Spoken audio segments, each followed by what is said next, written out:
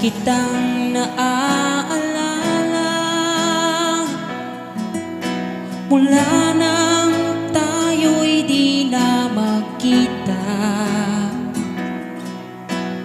At kung ika'y nagtatampo,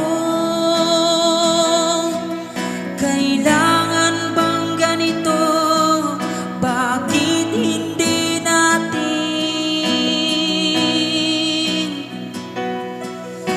muling ibalik ang tamis ng pag-ibig? Muling